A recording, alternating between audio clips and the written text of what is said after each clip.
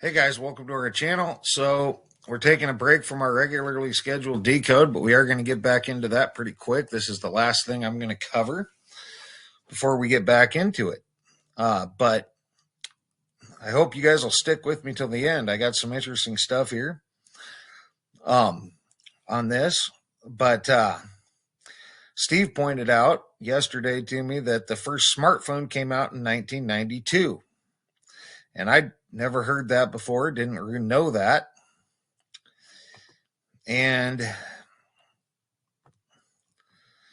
people didn't start using the term smartphone until 1995, but the first true smartphone actually made its debut 3 years earlier in 1992. And this is it. I'd never seen anything like that before. It's pretty clear why here. It was called the Simon Personal Communicator, and it was created by IBM, and that's pretty important because I'm going to show you something about IBM. More than 15 years before Apple released the iPhone. Now, we're going to get into why. Never seen it before. IBM's Simon was the first phone to meld together the functions of a cell phone and a PDA, and it launched with the price tag of $899 with a service contract of $1,435 in today's dollars, according to Byte magazine. The Simon was far ahead of its time. Well, I bet. However, the smartphone featured a monochrome LCD touch screen measuring 4.5 inches by 1.4 inches, and it came with a stylus. Aside from its calling capabilities, you could also use the Simon to send and receive emails, faxes, and pages. There were also a suite of built-in features, including notes collection you could write in, and an address book that looked like file folder, calendar, world clock, and a way to schedule appointments. So these prices would indicate why, probably most people didn't have one back then. So that could explain something there. But let's look at IBM because I'd never heard of this before. And what do we have here? We have IBM creates largest ever superconducting quantum computer 3 days ago. IBM claims it has created the world's largest superconducting quantum computer, surpassing the size of state-of-the-art machines from Google. Exclusive. IBM achieves quantum computing breakthrough. IBM has created a quantum processor able to process information so complex the work can't be done or simulated on a traditional computer. And this is recent stuff. IBM launches 127 qubit Eagle quantum processor.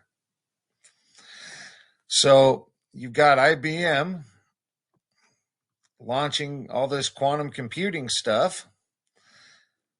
And meanwhile, they now release the first smartphone. So that's interesting. Now, to put this into perspective, the first phone came out in 1876. All right. No big shock there. That sounds about right. Telegraph came out a few decades earlier, which sounds about right. The first car phone, we covered this one before. A car phone is a mobile radio telephone specifically designed for and fitted into an automobile. This service originated with the Bell system and was first used in St. Louis on June 17, 1946. And here it is. Looks like it's got a rotor dialing thing. And you hang it up here. It's sat right there. That was definitely a Mandela Effect for me. Never heard of that before. All right. And between 1876 when that first phone came out. In 1946, when the first car phone came out, was in fact 70 years. 1946 minus 1876 is 70 years. So it was 70 years between that, the first phone and the first car phone. Well, what about the first cell phone? The first cell phone came out in 1973. The first handheld cellular mobile phone was demonstrated by John F. Mitchell and Martin Cooper of Motorola in 1973 using a handset weighing 4.4 pounds. The first commercial automated cellular network, 1G analog, was launched in Japan in 1979. So your first mobile phone came out in 1973, and your first cell phone, cellular mobile phone, and the first automated cellular network was 1979. And then what I remembered for sure, which this is where it starts not to make a whole lot of sense, how about the first bag phone? Motorola introduced the bag phone line in 1988. All right. These phones offered more durability and high power output, up to 3 watts more than conventional cell phones of the time. So now you've got a bag phone, and this thing plugs into your cigarette lighter. What I can't figure out is if they already had this, then why would you need this? Wouldn't it be much easier just to have your car phone as opposed to something that you had to plug in? I would think so. And I mean, this bag phone could be residue for the fact that at one point this car phone wasn't a thing. So, and then the first flip phone came out in 1996. So the flip phone came out 4 years after the smartphone, which doesn't really make any sense. Unless, of course, IBM is screwing with things with their quantum computer. I'm not real sure. But to put it into perspective, the flip phone came out 4 years after the smartphone, and actually, then if you the flip phone came out in 1996, so 1996 minus what was it, 1876?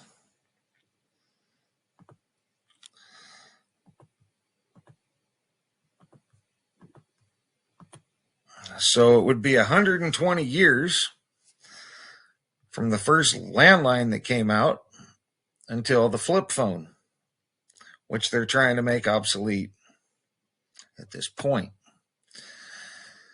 So I think it's kind of interesting. Smartphone created by IBM in 1992, but IBM's launching all this new quantum chip, their new quantum computer, or quantum superconductor computer. Is that what it? IBM just created an 127 qubit Eagle quantum processor. And if anybody watched the Geordie Rose presentation, then you realize that those quantum processors operate in other realities. And so I find that interesting because now IBM had the first smartphone in 1992, being so expensive, of course, that it makes sense that I never saw it before. But this car phone and this bag phone, not the cell phone, but this car phone and this bag phone seem to contradict each other a little bit.